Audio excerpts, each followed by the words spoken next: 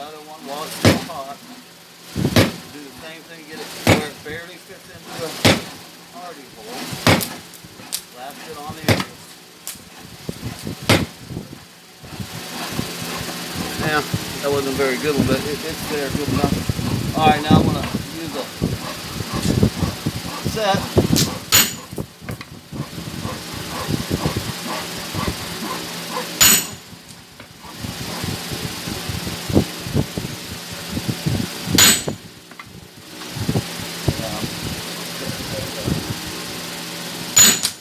Reduce the surface area by hitting the diagonals.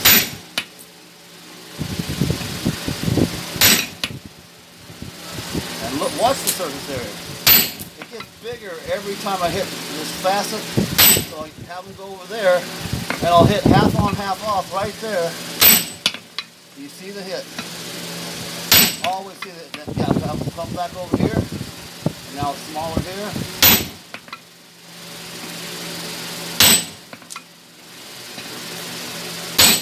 And I will have to follow this down a little bit more, so go down there. And this was bigger than the other one, so same thing.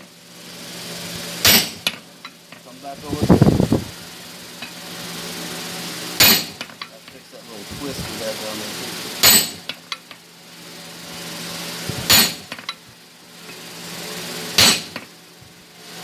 A little bit more. I'm going to go ahead and take the diagonals in the hair. Sides, it hits all four sides.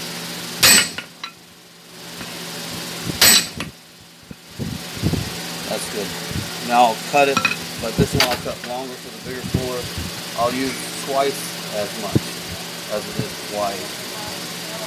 I'm going to go ahead and mark this one by hand about twice as it is.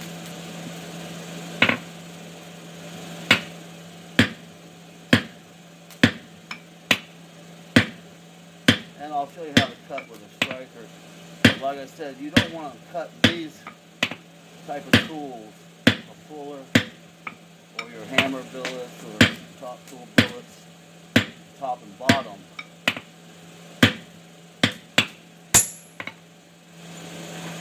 So, the anvil itself,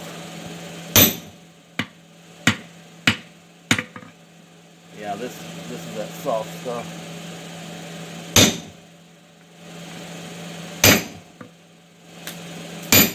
Hitting a little bit hard edge, can you tell, for cutting? You know, you develop a cut, it's like punching a hole. You don't want to try and cut with one hit. I know it. You can tell you're going too far too fast.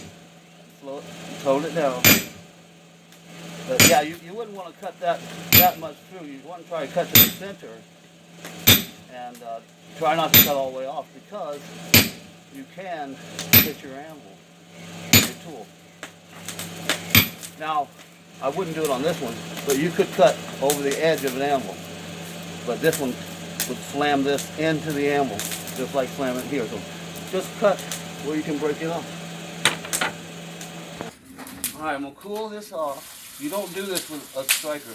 I'm going to cool a good bit off, about half of it off. Pretty good.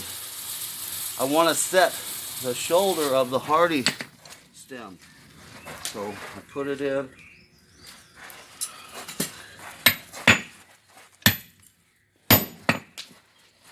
Watch it. Don't hit too many times. Then I hit fast. That's it. The shadow.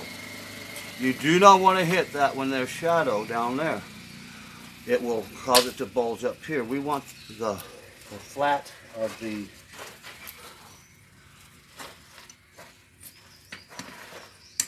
shoulder to start to develop right there.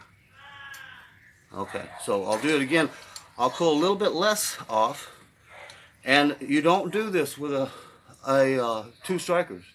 You don't want to hit that many times. That's the biggest flaw that people do when making this. They'll make this flat all at once up here, and then once it's flat, then it flares. And then once it flares, you can't get that out without, if you hit it here, then it hollows. So you don't want to fight hollows. Dangle. These tongs are better for dangling than, yeah, move around a little bit. Just don't pull off as much. Then if you had a bolt tong, you have to hold the bolt tong straight. So lay it on your anvil. With your tongs.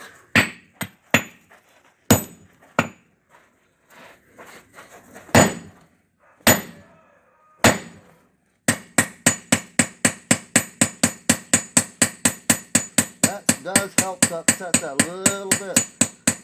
Especially when it's darker, you can see like scale pop and stuff like that when you're doing that. But you don't want to hit the top. So you can see it's a lot more. I'll do this one more time, pull off less, and get more of the shoulder. So pull a lot less off, just the top.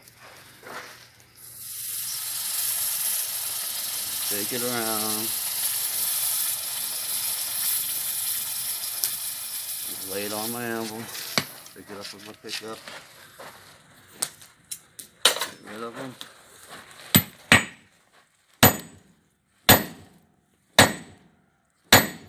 Okay, that's, you see the flare.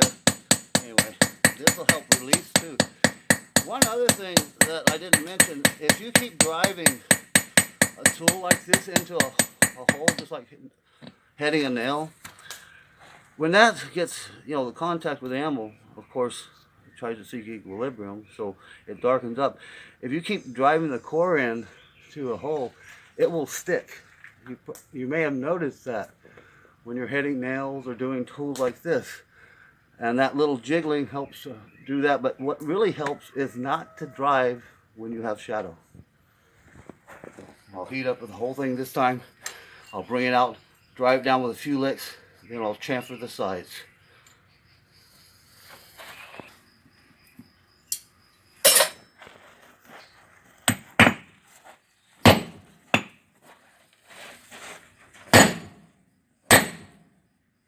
Makes a cylinder. Chamfer heavily on these sides.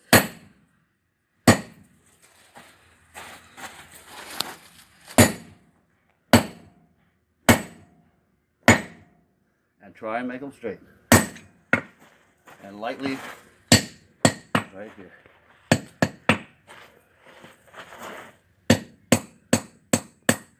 Now you do have eaves right here where I just struck that, but with a cylinder. And I'll pull it out. This next time I'll use a striker.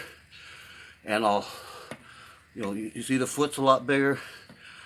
I will direct my hit right in the center of that high spot, holding it level. This will prevent hollowing from setting it up with the heavy chamfers. Okay. Centerize over the, get your piece off, and move it back as it comes back.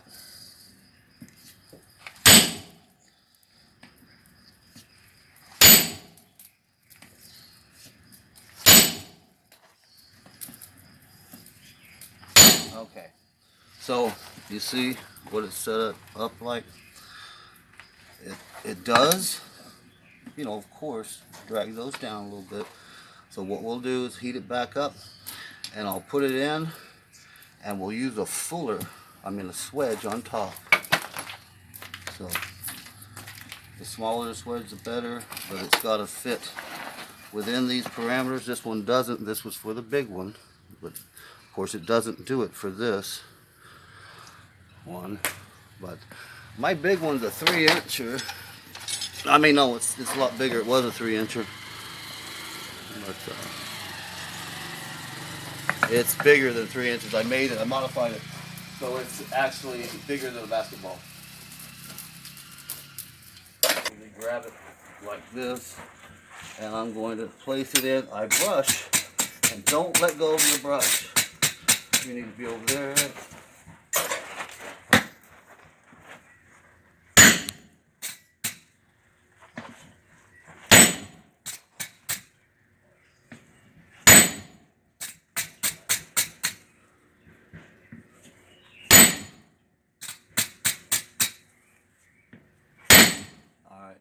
you know, it's the full.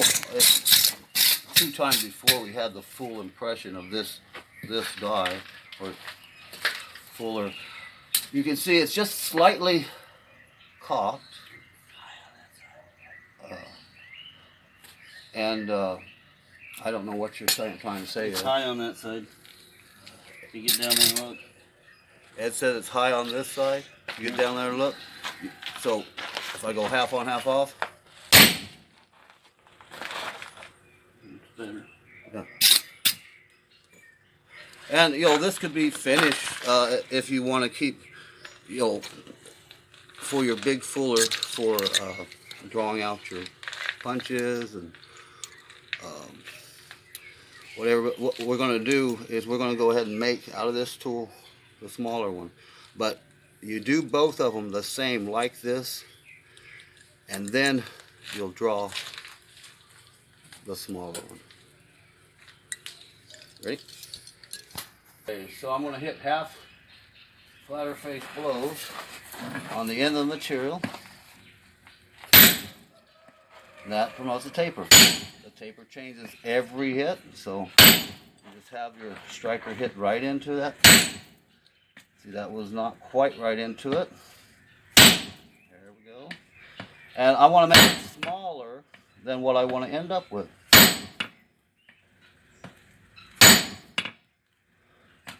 Yeah, that big fuller isn't as good as like if I would have had a 3-inch fuller, because it gave me a little bit of a hollow. I'm going to hit right here, just hold it straight, hit that high spot, and it'll bring, you know, where it curls at, it causes it to crown like this. So that brings that up more. It works to your advantage. And I'll hit the pucker on the sides right here. You'll see it right there. And I'll put it back in, and then we'll use the top swedge. Yeah, we got a little bit of hollowing right here. Not so bad, none on the end. But a 3-inch full is going to be better than that big, as a basketball one. That's usually be my 3-incher. But we'll just use the 1.5-inch swedge, not fuller, and we'll set that down. So, lower your billet. Don't let go of your brush. Brush it before you put it down. Get your tones set.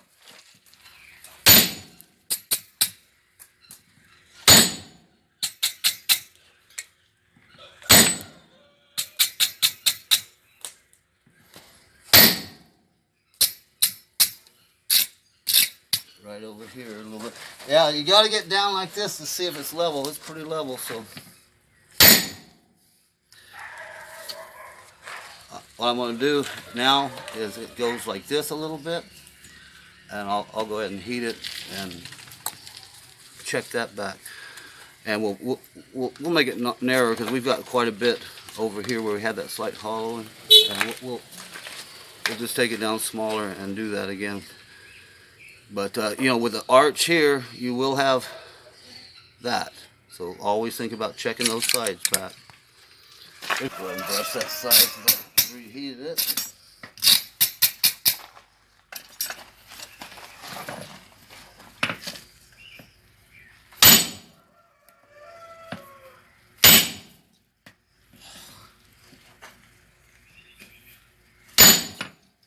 Go a little bit smaller.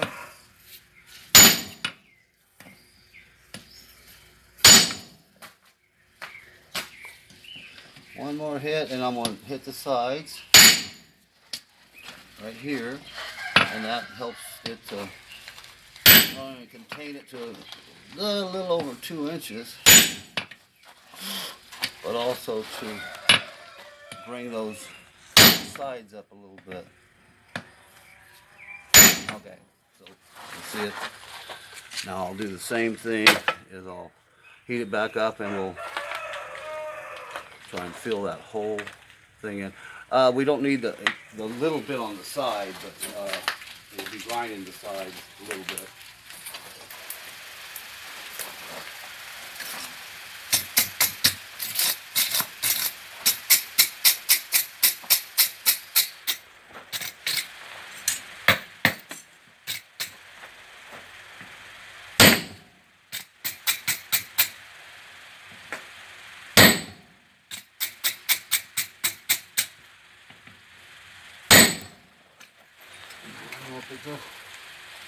That's real high right here, so just move your fuller over. And I guess it's now hit light in. Switch. No, wedge. And there we go. Yeah, you'll grind this edge, this is fine here. You basically want this to fit when you're cheeking here, so it's not hitting over here. It's got to fit in this area, you know, so you can run your cheeks. You can see that it's slightly this away. You can either deal with that when you're forging, or I'm going to show you how to straighten that. I usually use a different type of wrench, but I didn't bring that here. I'll use a big crescent wrench. And so, seat it, and then I take my wrench, and your anvil has to be mounted to do this. I go just slightly past half. Past the center. Brush it. Make sure it's where you want it. It looks good. And then one hit. There it is. We can go ahead and fix that side right there. That slight pucker from doing that one more time. I'll go ahead and brush. Just hit this.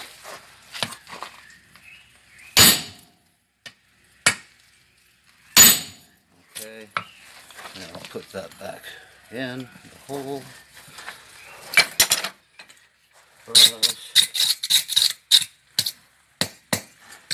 And one finish light. That's it. You can sign if you want. I usually sign tools, well, I sign tools, but I don't usually sign a lot of my work, but you want to sign these, I do it now. Back in, and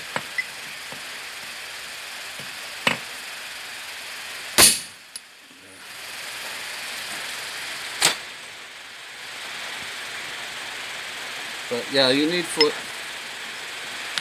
for your, otherwise if you don't have enough foot, you're going to damage your mild steel anvil or unhardened, whatever you make them out of, unhardened striking anvil. Yeah.